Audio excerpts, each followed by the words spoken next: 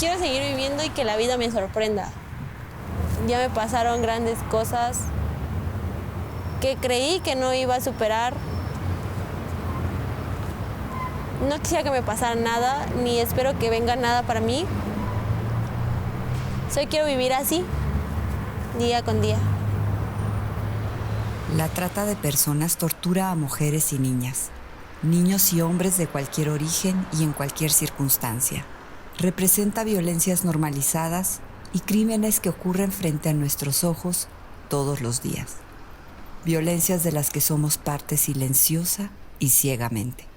Un día tendremos que decidir si el dolor debe meterse en la piel para que detengamos lo que hoy sostenemos en las manos cómplices. Yo estaba sola, solo vivíamos mi abuelo, mi abuela, mi tío y mi tía, la más chiquita. No conocí a mis hermanos hasta que yo llegué aquí. Ella es sobreviviente de trata de personas con fines de explotación sexual. Su identidad ha sido protegida porque su vida aún corre peligro. Fue privada de la libertad por un periodo de tiempo inexplicable, indefinible. Tuve una infancia muy dura porque trabajaba yo desde muy pequeña y sufría mucho maltrato. Mi mamá no sabía nada de mí, mi mamá me abandonó con ellos a los 2 años. Ella se fue, se vino a México y me abandonó. Y no supe nada de ella y supongo que no decía nada porque pues creo que a ella igual la trataban como a mí. Mi abuelo tenía un puesto de comida, dulces en unas canchas y yo tenía que atender un puesto vendiendo quesadillas y aguas y a veces yo estaba sola porque mi abuelo se iba a dormir. Tenía yo 7 años.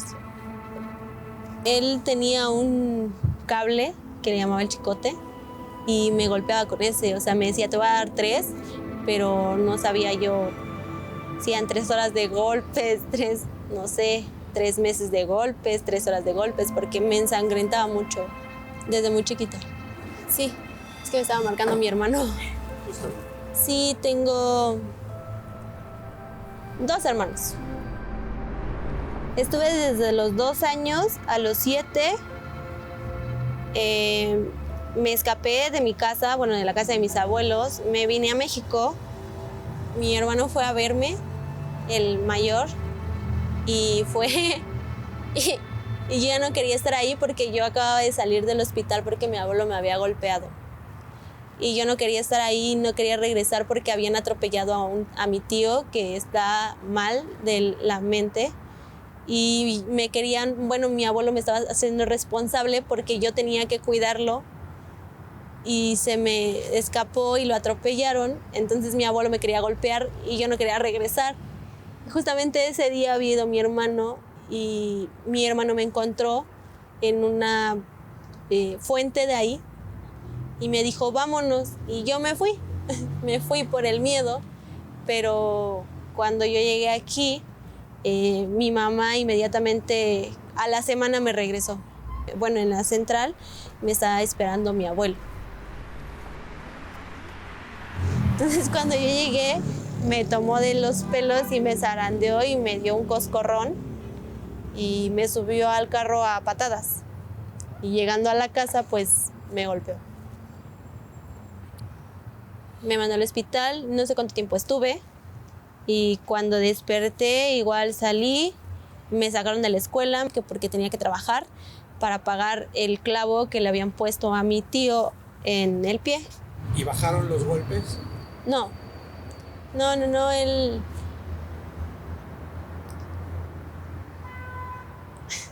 No bajaron los golpes. ¿Tu abuela no te defendió nunca?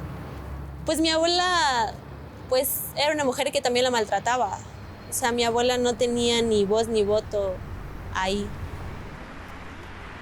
Desafortunadamente y como sociedad, sí estamos acostumbrados a vivir en una situación de control y poder. Quien tiene más autoridad es quien tiene el poder y entonces quien tiene el control. quien tiene el control y el poder es quien paga. Y en una familia, pues, ¿quién paga? Pues el papá, que es el proveedor principalmente, ¿no? Aunque hoy en día ya no es necesario, sin embargo, sí vivimos como si así fuera, ¿no? Y ahí es donde entonces tenemos jóvenes que pueden ser muy vulnerables de cualquier estrato, de cualquier nivel, de cualquier cultura, de cualquier país, de cualquier ciudad. Ya después se compadecen de mí, me meten a la escuela después de que yo estaba como insistiendo que quería estudiar. Me gustaba mucho la escuela. Pues me metí a estudiar, pero aparte yo trabajaba igual para pagar los gastos, la deuda que yo debía.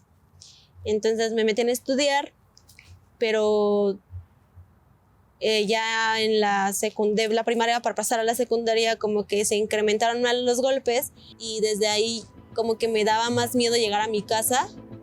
Y entonces yo nada más en la escuela estaba pensando si iba a llegar y me iban a golpear o qué iba a pasar. Entonces como que mi rendimiento escolar empezó a bajar, empecé a bajar de calificaciones. Me inscribieron a la secundaria, estuve yendo un mes y después ya, como seguían los golpes, decidí fugarme y regresarme para México. Y como que agarré a mi mamá en sus 5 minutos de buena onda y me dijo, está bien, voy por ti. Y al día siguiente fueron por mí.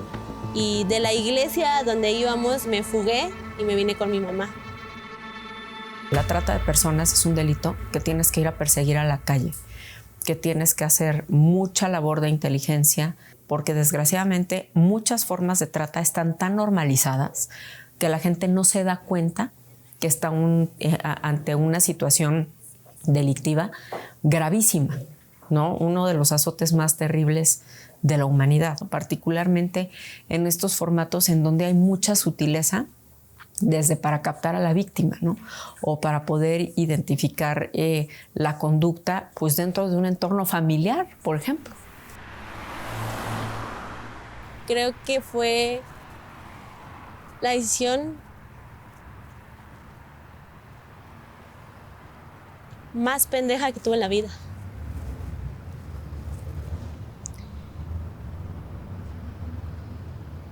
Porque cuando yo me vine para acá, mi mamá se vino de Puebla para acá con un fulano, con mi padrastro. Y mi padrastro venía de otro matrimonio, tenía hijos mayores. Cuando yo llegué aquí, mi mamá andaba con el hijo de mi padrastro. Y entonces yo le pregunté a mi mamá en esa ocasión y mi mamá me golpeó y me dijo que no tenía yo por qué meterme en su vida personal y que me fuera de la casa. Una familia, en su conceptualización original, es simplemente el espacio donde uno es, donde uno puede ser uno mismo, y el objetivo es potenciar al máximo al ser humano nuevo, ¿no? Pero en el camino vamos perdiendo también el concepto más bien de ser humano. Cuando hablamos de familia tóxica, yo creo que es porque nos hemos olvidado que somos personas y que somos seres humanos. Y entonces venimos con tantos problemas internos que viene a ser reflejado a través de adicciones, de depresión, de ansiedad, de buscar aquello que no nos llena en otros planos, como la pornografía también, como la prostitución. Yo creo firmemente que la trata de personas es la explotación de la vulnerabilidad. Me fui a dormir a un parque que está atrás de la casa de mi padrastro. De mi papá me fui a dormir. Estuve ahí una noche. Mi papá me buscó al día siguiente porque él manejaba un taxi. Y me fue a buscar al día siguiente, me subió a su cajuela. Y entonces yo siempre andaba con mi papá en su cajuela. ¿Tu padrastro? Mi padrastro. Bueno, conozco a mi papá. Andaba con mi padrastro en su cajuela siempre. Me subí al taxi, pero mi mamá le marcó y le dijo que si él intentaba ayudarme lo iba a demandar por abuso o algo así, para que él no me ayudara más. Entonces mi padrastro optó por subirme a la cajuela. Entonces yo siempre andaba con mi papá trabajando en la cajuela. ¿Él sabía que tú consumías? Sí. ¿Y qué te decía? Pues que dejara de hacerlo, que estaba mal, que me iba a hacer daño, que no lo hiciera, pero no le hice caso.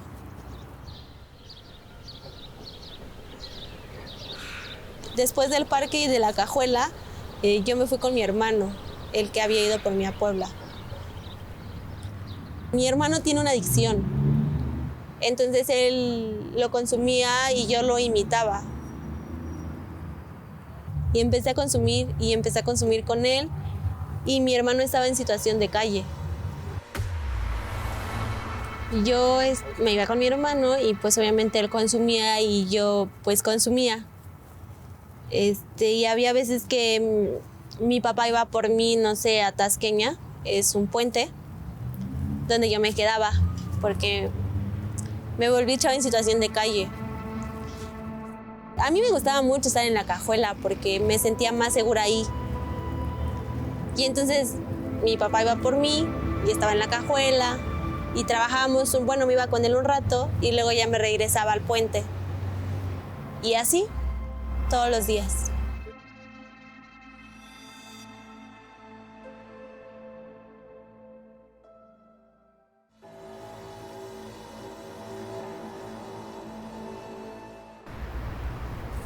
Pues ya hubo un momento en que mi papá, ya no me gustaba irme con mi papá, porque mi adicción como que fue incrementando, y luego yo ya no quería consumir activo, yo ya quería consumir más cosas. Piedra, marihuana, chochos. Entonces ya hubo un momento en el que yo ya no quería que mi papá fuera, porque yo me quería quedar a consumir. Y entonces me quedé ahí con ellos, y mi papá iba y solo me daba de comer. A mí en lo particular, porque a mi hermano como que es que tú eres hombre, güey, y tú puedes conseguir tu comida, ¿no? Pero gracias a Dios tuve unos buenos compañeros de calle que fueron los que me ayudaron muchísimo. Ellos me conseguían comida, ropa, lo que fuera. Éramos 30 y tantos, 33 más o menos personas viviendo ahí, bajo ese puente. Había colchones alrededor del puente. Colchones que nosotros recogíamos de la basura, porque hay unos condominios que pues la gente tiraba como colchones, muebles y así, en buen estado a veces, o solo porque estaban rotos y así ya no los querían. Y los policías, que se volvieron nuestros amigos, iban y nos decían, chavos, tiraron un colchón. Entonces nosotros íbamos por él y lo lavábamos y ya ponemos ahí. Pues teníamos nuestro mueble de ropa, ahí todos usaban cualquier ropa. Nos prestábamos las cosas, nuestra tele, el estéreo, luz, alfombra. Teníamos una fuente atrás y podíamos sacar agua de ahí y bañarnos. Teníamos igual nuestro baño. Una esquina, pusimos una lona y ahí nos bañábamos, y en otra esquina pues era como el baño para hacer del baño. Está muy padre. Eso era a los 11 años. Ellos fueron me atrevo a decir que mi primer familia. Me ayudaron mucho. Yo era la más chiquita de ahí. Yo era la bebé. Entonces todos me cuidaban. Y yo abusaba de eso, porque a veces yo les decía, quiero unos tenis. Y ellos se iban a trabajar para comprarme mis tenis. Se acostaban en los vidrios. Cantaban, vendían dulces, otros payaseaban. Que la trata de personas también, dentro del caldo de cultivo para la misma, está alguna forma de exclusión. Y no solo hablo de la exclusión económica, hablo de la exclusión social, de la exclusión familiar, de la exclusión cultural, de la exclusión educativa, de salud, etcétera, etcétera. O sea, hay muchas formas de exclusión. Algunos policías son muy, muy chidos, otros no. Cuando ven a chavos de calle, como que se ensañan más con ellos, ¿saben? No sé si ahorita alguien roba un celular, los policías van y buscan cualquier chavo en situación de calle y se lo llevan y lo culpan aunque él no haya sido. O porque son mujeres de calle. No me pasó a mí, pero a una amiga mía la violó un policía. Y siento que hay policías buenos y policías malos. Por ejemplo, los que nos decían, no sé, chicos, hay un colchón ahí. Pues a mí no se me hacía como mala onda, ¿no? Luego nos llevaban comida o luego, ay, ¿qué onda, morros? Pues tengo unos pares de zapatos ahí, se los doy. Y era a veces padre, a veces llegaban y nos apuntaban con sus pistolas y se llevaban a los que ellos querían y estaban en el reclusorio y hasta que pues salían. Y hay de todo te encuentras en la calle. Estuve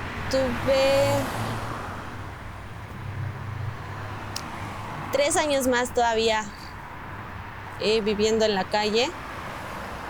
Yo empecé a consumir piedra por mi hermano.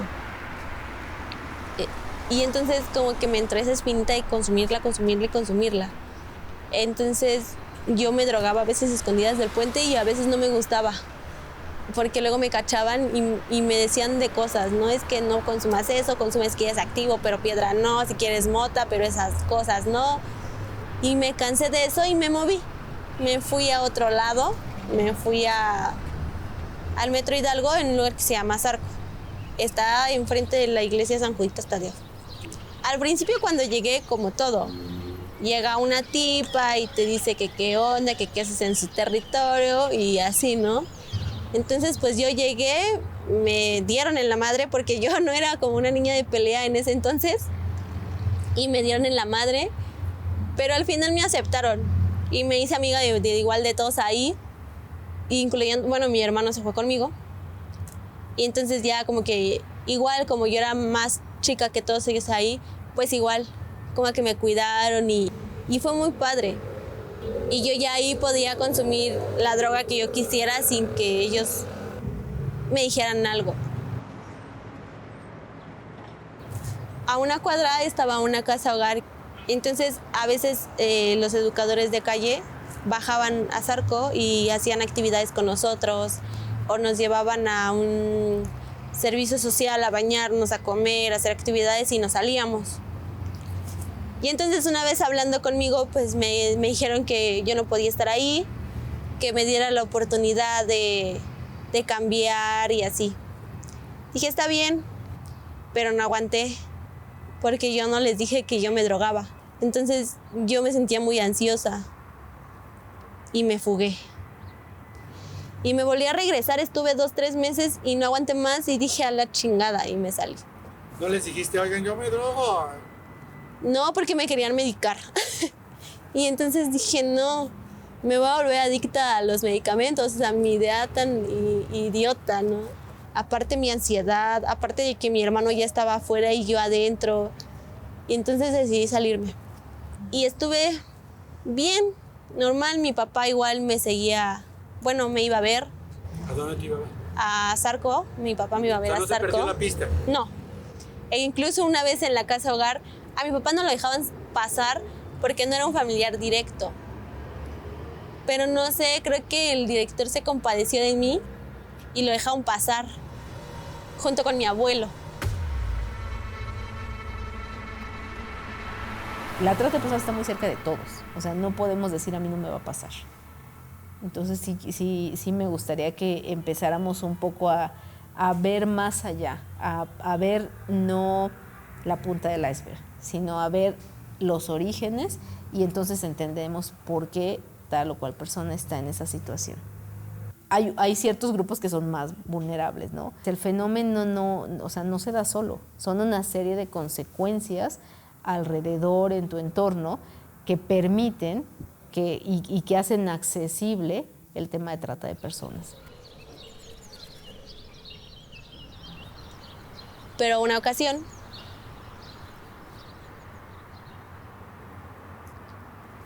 estábamos jugando fútbol porque ahí jugábamos fútbol y cosas así. Y me cansé y me fui a... Bueno, no me cansé. Bueno, sí me cansé, pero quería drogarme. Me senté en una banca que había antes ahí en Zarco. Y estaban jugando los chavos y en una de esas se para una camioneta blanca. Y se acerca uno de nuestros amigos, bueno, de mis amigos se acerca y de repente veo que corre hacia mí y me dice, no mames, me sacaron una pistola. Entonces como que yo me hice la macha y yo fui. Y entonces yo les dije que no podían estar estacionados ahí. Entonces de repente ya sabían mi nombre completo. Y nosotros somos parte de una casa hogar y que no sé qué, queremos ayudarte, esta casa es para solo mujeres y que no sé qué. Pues yo les dije que no estaba interesada en ese momento, ¿no? Y en eso llegó mi hermano y mi hermano me madreó, o sea, me pegó muy feo y me dijo que yo qué estaba haciendo en los carros. Entonces le dije, es que le expliqué, pero pues él me dijo, es que tú no tienes por qué acercarte, que no sé qué, no seas pendeja y bla, bla, bla. Y me dijo que a los carros solo se acercaban las prostitutas. Definí hace poco la trata de personas como la explotación de la vulnerabilidad, a costo de lo que sea y a cambio de mucho dinero. No por nada es el tercer negocio más rentable en todo el mundo.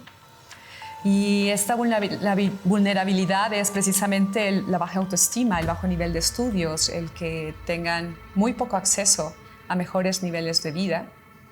Y entonces eso parece ser que es como una tachecita para el ser humano y es como si valiera menos. Es como si su valía dependiera de con lo que cuenta y lo que sabe y lo que tiene y dónde está. Es creer que hay niveles de seres humanos. Como a los 2 días después, estábamos igual tenido algo, de hecho habíamos cooperado para comprar de comer. Y una vieja estaba ahí, una señora estaba ahí, china, y nos estaba como grabando.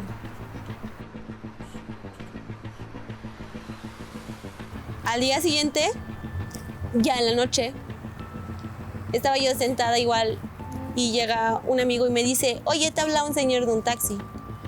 Y yo pensé que era mi papá. Y dije, ay, emocionada fui, pero no era mi papá. Eran 2 tipos que venían en la camioneta el día de la casa hogar que me habían propuesto. Y en la parte atrás del taxi estaban unas chavas que se juntaban igual ahí, que igual se prostituían. Entonces me dijeron, pues que ellas te expliquen. Y entonces las volteé a ver y luego imaginé que era para prostitución. Entonces yo les dije, no estoy interesada en eso, ¿no? Y entonces lo único que me dijeron fue que si yo no iba a la montaña iba a venir a mí. Más tarde llega mi papá y lo reconocí porque él siempre me pitaba el claxon, o sea, siempre era como una clave que teníamos. Pero ese día no sé qué me pasó, o sea, que me acerqué al taxi sin... Y llega mi papá y me dice, vamos a cenar. Y le dije, sí. Pero yo no le comenté a mi papá lo que había pasado. Entonces ya fuimos a cenar y en una de esas le digo a mi papá, papá, ¿me puedo echar una mona? Y mi papá me dijo, pero baja las ventanas. Y que sí. Pero mi hermano me dijo, ¿cómo vas a drogarte enfrente de mi papá? Que no sé qué. Y yo, pero mi papá ya me dio permiso. Y empezamos a pelear. Entonces mi hermano me quitó mi activo. Y yo le dije a mi papá, bájame. Mi papá me dijo, ¿cómo crees? Estás bien lejos de Zarco. Y yo, bájame. Y le insistí tanto y me bajó una calle atrás de Zarco, que es Mina. Pero esa calle es muy oscura. Casi no transita gente por ahí. Iba caminando y de repente me cierra un carro. Entonces me hago para atrás y me cierra otro. Entonces ya me empiezan a decir, súbete, que no sé qué, que no sé cuánto. Y entonces yo me rehusé a subirme. Pero esos tipos me golpean y me empiezan a picar con picahielos. Y ya me subieron al carro y me taparon la cara. Y ya no supe.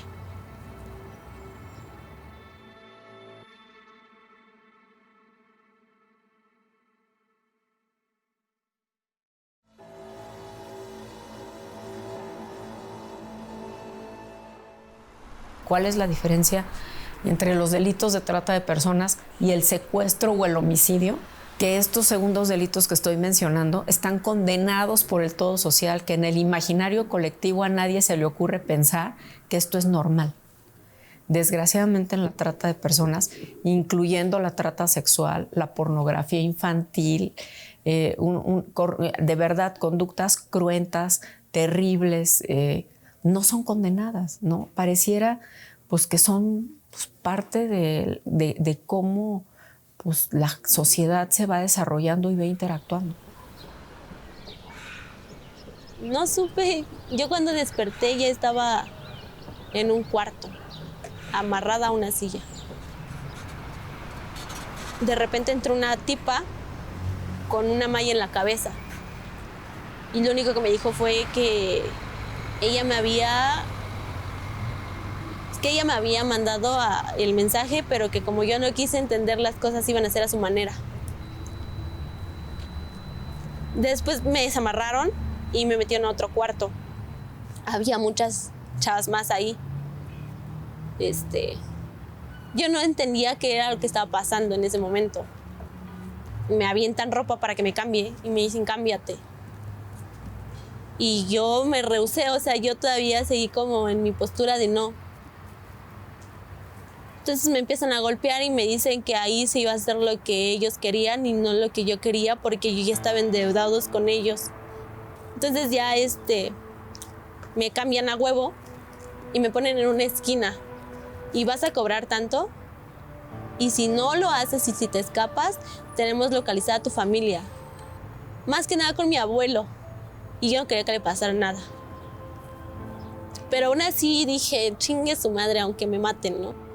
Se acercaban así los carros y yo les suplicaba a veces que no, ¿no? Y como que ellos entendían y se iban. Y entonces yo como que tenía esa suerte. Pero estos tipos se cansaron de eso y me encerraron en un cuarto.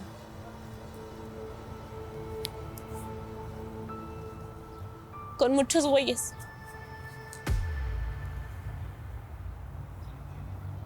Que me violaron. Todos.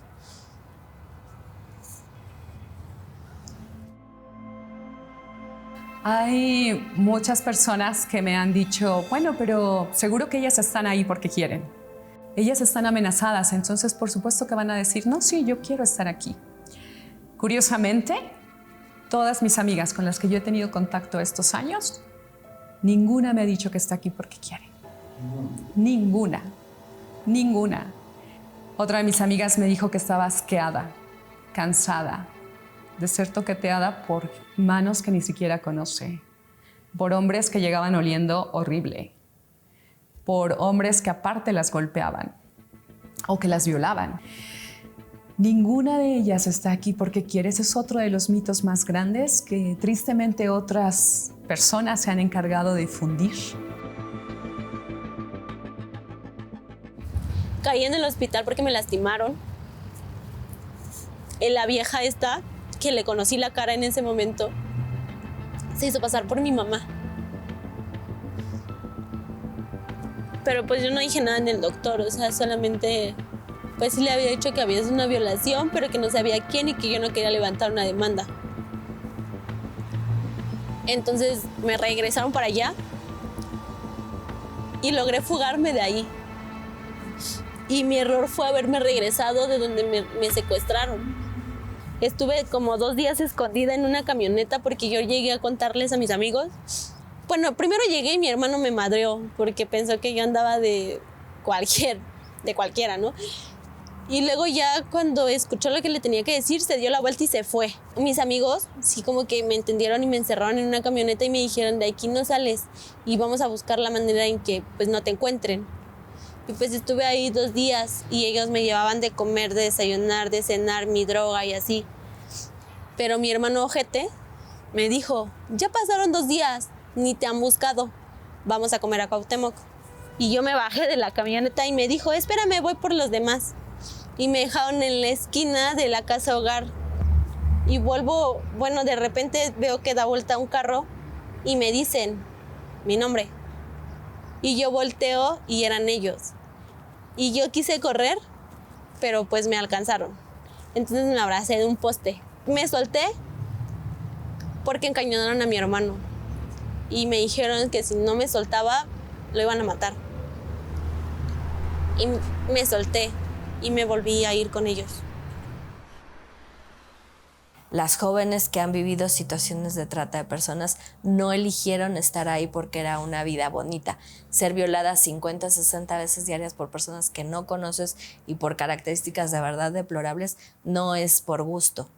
Tampoco es porque es lo más fácil, sino es porque no tienen otra opción Cuando las niñas llegan con nosotros, la primera atención que tienen que recibir es el área ginecológica, porque literalmente están destrozadas, ¿no? Entonces, ¿para quién sería fácil hacer eso, no? ¿Quién soportaría ese nivel de dolor solamente cuando realmente has perdido el contacto con tu cuerpo mismo y entras en ese estado en donde tus emociones dejan de sentir lo que tu cuerpo está sintiendo para no desmayarte, para no gritar y para cumplir las necesidades de la otra persona? No sé cuánto tiempo estuve ahí, de donde de repente llegaron y nos sacaron. Bueno, unos policías llegaron, nos sacaron del lugar, detuvieron a la mayoría de las personas que estaban ahí porque faltaban más. ¿Cuánto tiempo duró ese secuestro? No lo sé. No se puede ver la luz del sol ahí. Fue mi peor experiencia. Si no fue la peor, fue la más dolorosa. ¿Qué era lo que me dolía estando ahí? No lo sé.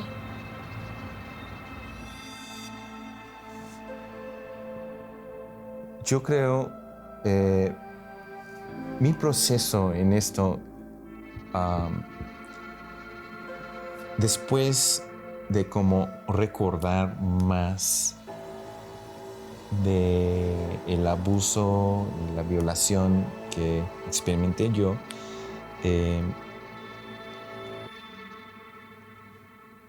pude entender mejor qué fue robado de mí.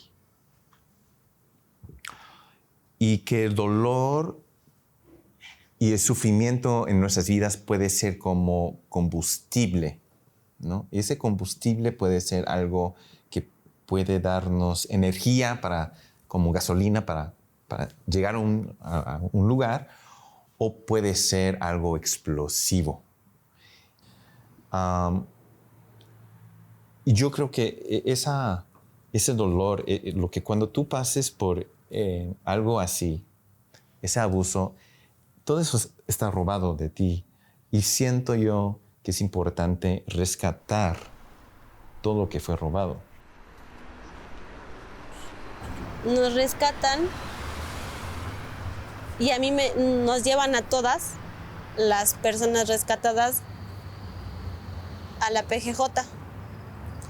Que ahí nos tienen y yo era la única menor de edad que estaba ahí y no me dejan salir porque era menor de edad y entonces me quedo ahí. Yo no quería declarar por miedo y me quedé como un mes ahí por no declarar, me quedé ahí. Me resigné y fui a declarar. Les dije que quería declarar, declaré. Bueno, me tuvieron como una semana más en la 59 porque dijeron que tenían que buscarme una casa hogar para menores de edad para que yo me pudiera ir. Y les dije que sí. O que en su defecto les diera el número de mi mamá para que ella fuera. Pero mi mamá no quiso ir. Entonces me abandonó. Mi padrastro, por más que intentó sacarme de ahí, no pudo porque no era un familiar directo. Entonces dije, bueno, está bien. Me fui a una casa hogar, pero me fugué como a los 20 días. No quería estar ahí porque tenía miedo, porque un licenciado me había comentado que faltaban más personas por detener y que me estaban buscando. Entonces yo tenía miedo y no me sentía segura. Y como a los 3-4 días igual me encontraron los de la fiscalía y me regresaron. Fue porque mi vida corría peligro y bla, bla, bla. Entonces me volví a ir, estuve igual un tiempo otra vez en la 59, en lo que encontraban otra casa hogar para mí. Y de ahí ya me llevaron al refugio. Estuve como 2 años y algo ahí, en esa casa, que es un refugio para personas en situación de trata. Y es una casa de alta seguridad. La fiscal era muy chida. Se ponía a jugar fútbol con nosotras en el lodo. Podíamos escuchar música, pues teníamos nuestra alimentación siempre. Era muy divertido estar ahí. No, era menor de edad. ¿Cuánto tiempo estuviste ahí? 2 años y mesecitos. Y de ahí me canalizaron a otra casa hogar. ¿Por qué van a un refugio? Porque obviamente hablar de trata es hablar de delincuencia organizada y es hablar de niveles de delito muy elevados. Entonces, justo ellas necesitan este resguardo como una especie de testigos protegidos, porque obviamente el tratante no está muy feliz de que ellas hayan sido rescatadas, porque es una fuente de ingreso menos para ellos y para el núcleo delictivo. Y además, la trata de personas para menores de edad, tenemos que tomar en cuenta que es un perfil mucho más complejo. No es solamente abuso sexual, no es solamente abandono, no es solamente adicciones, no es solamente adolescencia, sino es todo eso junto. Entonces hablamos que una víctima de trata de personas, en este caso menores de edad, tienen un trastorno de estrés postraumático complejo. No solamente es un evento traumático, sino es una serie de eventos que ha sido sumado desde los 7, 8 años de edad hasta los 11, 12, 13 que llegan con nosotros, que se han sumado estos delitos en sus vidas, y entonces se hace un perfil mucho más delicado de atender y que sí tiene que tener una perspectiva de acompañamiento muy diferente a cuando es solamente abuso o abandono. Ya, o sea, esa casa era como para que ya integrarme a la sociedad, o sea, ya pudiera salir, estudiar, trabajar, no sé. Yo iba a la escuela, o sea, ya me habían metido a la escuela y toda la onda, y llegó un correo de mi abuelastro diciéndome que estaba enfermo. Y yo fui a verlo, y resulta que no estaba enfermo, solo quería verme. Y ese día ya no regresé a la casa hogar y recaí. Benny, el fundador de la casa hogar, fue por mí al puente, habló conmigo y me dijo, vámonos. Y yo ya me sentía muy mal porque yo ya no caminaba. Entonces Benny me llevó de regreso a Pozo de Vida una noche, y al día siguiente me llevaron a una clínica de rehabilitación. Mi droga fuerte siempre fue el activo y la piedra, pero ya conocí el cristal. Y me fui metiendo más y más y más y más. Y yo cuando llegué a la clínica estuve 17 días medicada, y cuando salí estuve una semana yendo a esos lugares de prevención, 2 semanas a prevención de recaídas, y ya no aguanté más. Y me dejó venir en la clínica y yo me fugué.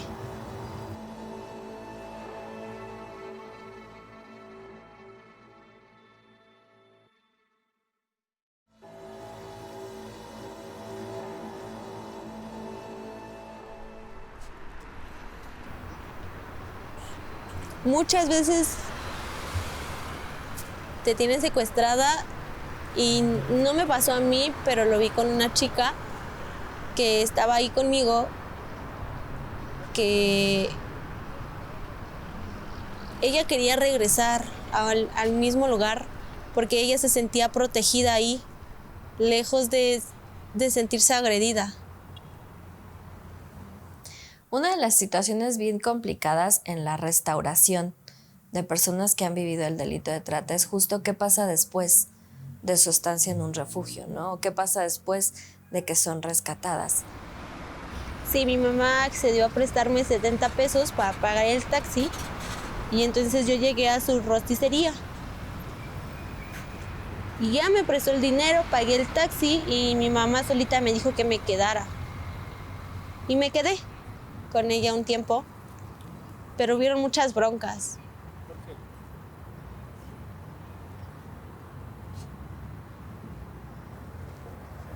No sé, peleábamos mucho. Ella cree que porque estuve en la calle y así soy prostituta o cosas así, ¿sabe?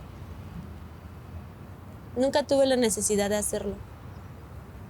Tuve todo a manos llenas, incluyendo drogas. Nunca tuve la necesidad de pararme en una esquina y parar un carro para obtener para mi droga, porque todo eso me lo proporcionaba mi hermano, o no sé, los chavos, o algún novio o algún pretendiente que yo tuviera. Y mi mamá cree eso. Cree que yo me prostituí y que lo que me pasó fue por mi culpa. Y a lo mejor tuve mucha culpa en no saber manejar mi vida. y peleábamos mucho. No llevamos una buena relación. Tengo un hijo. ¿Cómo pasó eso? ¿De mi hijo? Fue una situación muy complicada. Y a lo mejor a nadie se lo he dicho. Me regresó a Tasqueña, el puente.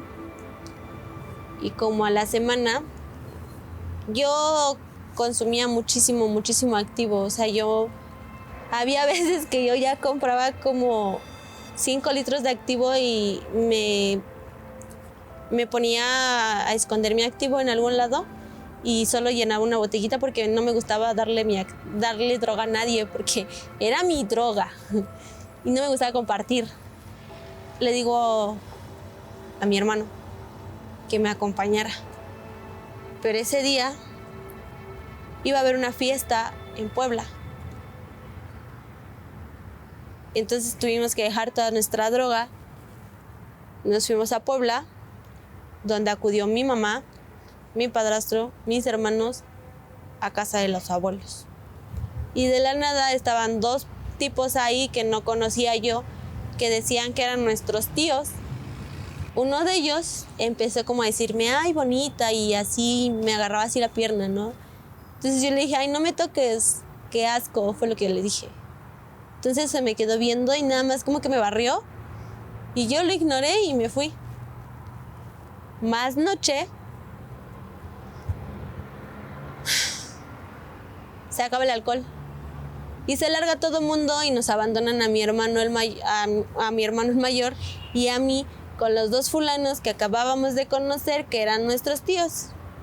Uno de ellos se sale y mi hermano el mayor se sube al baño y veo y atrás de él se sube el fulano y ya no baja mi hermano, pero sí baja el tipo y yo no creí nunca que mi hermano estaba amarrado en la habitación de arriba. Entonces me dice, oye, te habla tu hermano allá arriba. Y subí y lo vi y yo, ¿qué pedo, güey? ¿Qué estás amarrado, no? Y mi hermano no podía hablarme. Entonces el hermano de no sé quién, de mi familia, me violó. Y quedé embarazada. Efectivamente, dentro de los roles sexuales tradicionales masculinos se encuentra no solamente el que los hombres tienen un deseo irrefrenable, sino que lo deben tener. Ese es el punto nodal de la situación, porque estas listas de requisitos también se incrustan dentro de la comisión de delitos, dentro de la actividad delictiva. Esta reproducción de aprendizajes, este reforzamiento de estas conductas misóginas y que además lastiman en su dignidad a los propios hombres, son pues uno de los elementos que generan el semillero de la trata sexual. Llega toda la familia, yo ya no quería estar ahí y obviamente yo no le comento nada a nadie. Entonces ya salgo que estoy embarazada y yo lo quiero abortar porque no era mi decisión tenerlo. Y mi mamá no me deja. Y me dijo, ¿cómo es que te embarazaste? Primero me pegó, ¿no? ¿Cómo es que te embarazaste? Y que no sé qué. Y yo estaba muy molesta porque no le podía contar nada a ella porque se ponía bien intensa. Y le dije, yo no lo quiero tener. Pero ella no me dejó. Me dijo, no, ahora te vas a ser responsable de tus cosas. Y le dije, pero es que no es lo que tú crees, yo no lo quiero tener, ¿no? Se aferró tanto a que yo lo tuviera. Y al 5º mes me fui a hacer un ultrasonido. Y escuché su corazón y lo vi. Y en el momento sentí bonito. Y dije, va, sí lo quiero tener. Voy al médico porque me tocaba un chequeo médico y no sé qué pasó. Me detienen en el hospital porque la frecuencia cardíaca de él subía y bajaba. Entonces me dijeron que eso no era normal. Entonces me tienen y me dicen que necesitaban practicarme una cesárea de urgencia porque si no el bebé o yo nos podíamos morir, o los dos. Y mi mamá pues sentí bonito porque fue la primera vez que la señora estuvo conmigo y me dijo, ¿cómo estás, hija? Que no sé qué. Y yo, bien. ¿Y el bebé? Y ya así de, no viene por mí. Al día siguiente fue mi padrastro, que fue el que se hizo responsable de mí porque yo ya era mayor de edad y él ya podía como estar ahí. Y yo firmé mi alta y yo le amenacé a mi padrastro y le dije que si no me dejaba salir, le dije, si no me dejas salir, te juro por eso que te dejo hablar en toda mi vida y te acuso con mi abuelo. Y entonces mi papá me tuvo miedo y firmó. Me quedé con mi padrastro. Estuve ahí un tiempo y me fui. Me puse a rentar. Pero iban pasando el tiempo y yo empecé a sentir coraje por el bebé. Y a veces no le quería dar de comer, o a veces lloraba y lo ignoraba. Y me di cuenta que lo iba a lastimar. Y dije, voy a ir a un psicólogo que me ayude porque no puedo estar así con mi hijo. O sea, ¿qué mamá siente algo así por un hijo, no? Pero por yo más que traté de no sentir algo feo por el bebé, no pude. Y fui y se lo dejé a mi mamá y le dije, toma. Y el bebé es producto de esto y de aquello, de las personas que tú dijiste que eran nuestros tíos y que yo no conocía. Como al año 6 meses, agarraron al fulano que abusó de mí, que se hizo hacer llamar mi tío porque había manoseado a una prima mía. Y lo demandaron y ahorita está en el reclusorio, y al otro que también abusó de una prima mía, de otra tía, lo mataron. Y mi bebé está con mi mamá.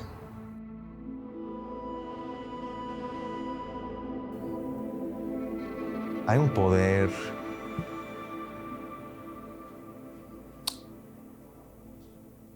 todos necesitamos esperanza. Necesitamos esperanza.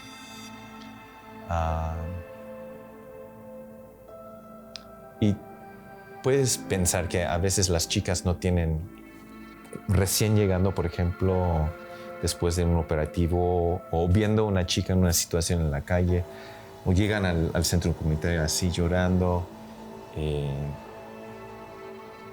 piensan que no hay esperanza, pero sí siempre hay esperanza, siempre hay esa granito, puede ser una gotita de esperanza, y nuestro trabajo es ir y buscar dónde está eso, animarla de ese punto, ¿no? Porque si pensamos, pues no tienes que tú llegar hasta acá, no es demasiado. Tienes que empezar donde están en ese momento y caminar con ellas paso a paso. Y lo que yo he visto también, lo que ayuda en esos pasos es el gozo. Hay que buscar maneras de reírse. La sonrisa, las risas son cosas que nos ayudan a trascender todo, ¿no? Porque es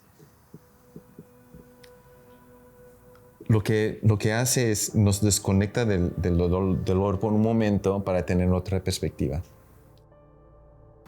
Me ayudó mucho a salir de este despapalle de mi depresión, el baile.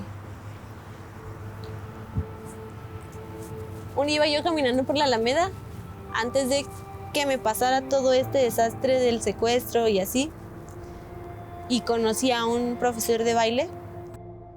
Entonces, cuando yo dejo a mi bebé con mi mamá, yo volví a consumir. Y en una ocasión me encontré a mi profesor y volvimos a ensayar. Creo que canalicé la adicción de mi droga a el baile. Me costó muchísimo trabajo dejarla, pero fueron de esas veces que un día me levanté y dije, ya no más. Y fue mi fuerza de voluntad, fue mi decisión, y estoy aquí porque yo sé que puedo hacer las cosas y porque sé que puedo, confío en mí. Tengo miedo a que un día me levante y consumir. Ese es mi más grande miedo ahora. Pues primero que nada agradezco a Dios porque nunca me dejó sola. Agradezco a todas aquellas personas que